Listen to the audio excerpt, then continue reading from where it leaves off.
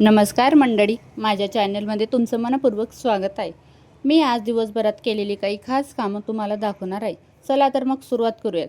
सकाळपासून घरातलं सगळं काम करून मी शिवणकामाला बसले. कस्टमरचा एक ड्रेस तयार करायचा होता. सर्वात आधी मी तो सेमी पट्ट्याला कट करून घेतली आणि शिवायला सुरुवात केली. पायरी पायरीने कसं शिवायचं तेही तुम्हाला दाखवते. पॅन्ट पूर्ण झाल्यानंतर मी स्टॉप शिवायला घेतले. मग दिवा लावायची वेळ झाली तर दिवा लावूनही घेतला. नंतर घरात थोडा पसारा झाला, तोही मी इथं नीट आवरून घेतला. जागोजागी स्वच्छता असली की घरही छान आणि सुंदर दिसते. जागोजागी स्वच्छता केली. घर आवरल्यानंतर मी भांडी धुवायला घेतली. दिवसभराच्या कामानंतर स्वच्छता खूप महत्त्वाची असते. मी पॅन्ट शिवत असताना शंभूने आणि मी केलेला हा एवढा पसारा, तोही मी चांगला क्लीन केला. घर आवरलं म्हणजे मनालाही समाधान वाटतं. त्यानंतर किचनमध्ये आली. भांडे मी चहाची तशीच पडली होती आणि काही नाश्ता केला होता त्याचीही भांडी अशीच होती. मग मी ते आवरायला घेतले. तोवर शंभू आला. शंभूलाही भूक होती. मग शंभूलाही भूक लागली म्हणून मी ढोकळा बनवायचं ठरवलं. कारण आज फक्त आम्ही दोघंच होतो.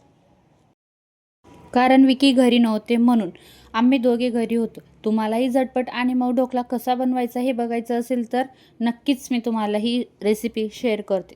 एका भांड्यात लिंबू, सत्व, साखर, थोडं पाणी मिक्स करा. एक मोठा पातेल्यात पाणी गरम करायला ठेवा.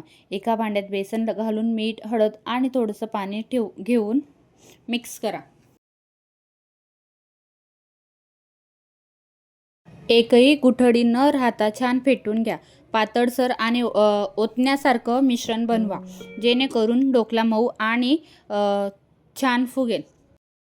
आता एक डिशला तेल लावून तयार ठेवा. मिश्रण स्टीमला टाकण्याच्या अगदी आधी त्यात इनो घालून मिक्स करा. हलके हाताने मिक्स करा. लगेच ते मिश्रण तेल लावलेल्या डिशमध्ये ओता. 15 ते 20 मिनिटं मध्यम आचेवर स्टीम करायला ठेवू.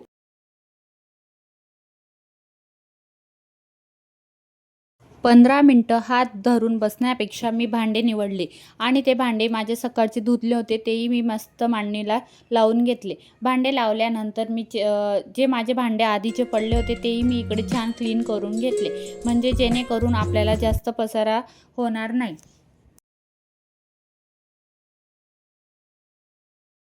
आता इकडे माझे 15 मिनटं झाले. आता मी एक सुरीला तेल लावलं आणि ते चेक करून बघितलं. सुरी कोरडी बाहेर आली की समजा आपला ढोकळा इकडे शिजला आहे. शिजल्यावर मस्त गार होऊ द्या. त्यानंतर इकडे एका कढईमध्ये तेल गरम करायला ठेवा. त्यानंतर मोहरी घाला. माझ्याकडे मोहरी नाही म्हणून मी जिरे घातले. तुम्ही मोहरी घालू शकता.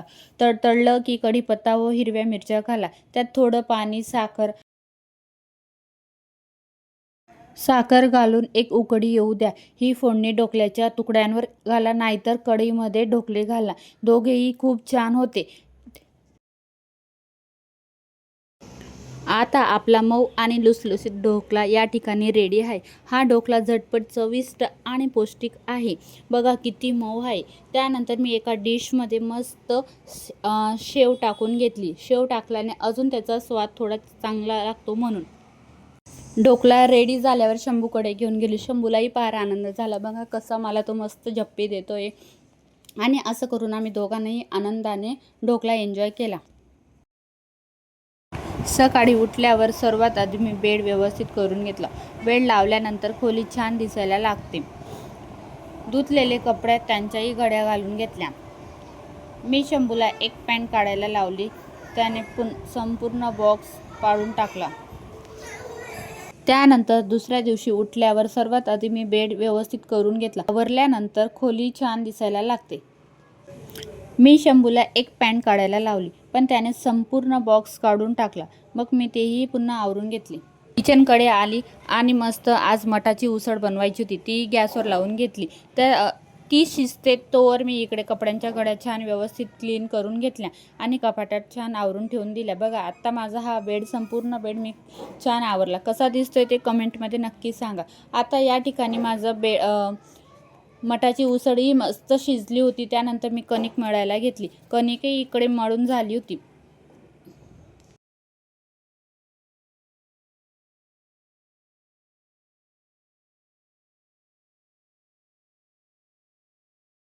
आता मला भाजीसाठी मसाला प्रिपेअर करायचा होता. हे मी तुम्हाला लायटर दाखवते ना, ते मी मिशोवरनं ऑनलाईनच मागवलं आहे. ते छान आहे. आता 1 महिना झाला मी वापरते. आता किती दिवस जातात ते काही माहीत नाही, पण 1 महिना झाला. खूप छान आहे. आता इकडे मी मस्त शेंगदाणे गरम करायला ठेवले. तोवर मी लसूणही निवडून घेतले. शेंगदाणे गरम झाले ते एका डिशमध्ये काढून घेतले आणि त्यांना मी ते फोत्रे काढत होती, पण ते गरम असल्यामुळे मी साईडला ठेवले आणि थोड्या वेळाने करते असं म्हटलं. मग मी मसाला बघायला गेली तर मसालाही माझ्या डब्यांमधला संपला होता. तोही मी एका डब्यात सगळं काढून घेतला. मसाला, हळद, तिखट असं सगळं काढून घेतलं आणि मिक्सरमध्ये मसाला, तिखट, जिरं, लसूण केले. त्यानंतर मी मिरची कापायला घेतली. मला तिखट म्हणजे तिखटही थोडं टाकलं आणि थोडा मसाला आपलं मिरचीही टाकायचं होतं. त्यानंतर इकडे शेंगदाणे गार झाले ते मी इकडे फोत्रे काढत होती. आता मी मिक्सरमध्ये याचं वाटण करून घेते. आता इकडे कढई गरम करायला ठेवली. त्यात 2-3 चम्मच मी तेल टाकले आणि तो मसाला मी मिक्स केलेला होता, तो मिक्सरमधला मसाला मी तेलात टाकून घेतला. आता मंद गॅसवर मी मसाला करपायला ठेवला आहे. मस्त तो बारीक करपला की मी भांडेही इकडे धुवून घेतले आणि त्यानंतर भांडे जर आपण वेळोवेळी क्लीन करत राहिलो तर आपल्याला पसाराही कमी दिसतो आणि आपलं कामही सोपं होतं. त्यानंतर इकडे मसाला छान करपून झाला होता. त्यानंतर मी आता हे शिजवलेले मठही त्याच्यात टाकून दिले आणि मिक्सरमध्ये थोडं पाणी टाकून त्याच्यात टाकून दिलं. आपल्याला कशी भाजी हवी त्यानुसार मी करून घेतली. सर्वात आधी कणिक मळून घेतली, मग चपात्या करायला घेतल्या. त्याचबरोबर आजची भाजी माझी होती मटाची उसळ. ती मस्त आणि चविष्ट झाली होती. किचनमध्ये एवढा वेळ गेलाय की खरंच वाटतं माझा तर अर्धा दिवस किचनमध्येच जात असतो. चपात्या झाल्या. चपात्या मी मस्त एका डब्यामध्ये काढून घेतल्या आणि किचन काउंटर साफ केला. सगळी भांडी धुवून घेतली. गॅस ही साफ केला. भांडी ठेवली की किचन पुन्हा स्वच्छ दिसतं आणि मनालाही हलकं वाटतं.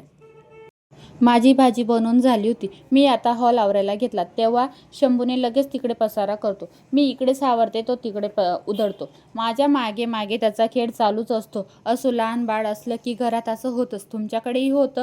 तुमचंही बाळ असंच पसारा करत असेल ना, हे तुम्ही मला रिलेट करू शकता.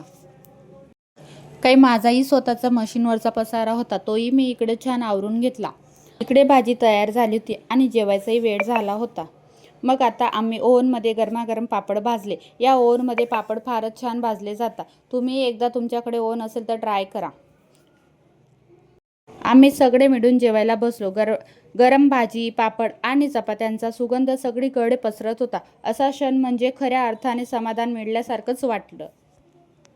जेवण आणि नंतर भांडी हे तर बायकांचं चालूच असतं. आपल्या घरातला प्रत्येक बाईचा दिवस साधारण असाच असतो.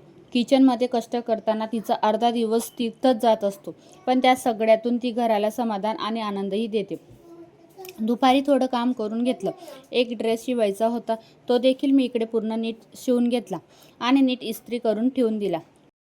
मग थोडा चहा घेतला. अहो, दिवसभराचा 1 कप चहा म्हणजे जीवाला आराम मिळतोच ना.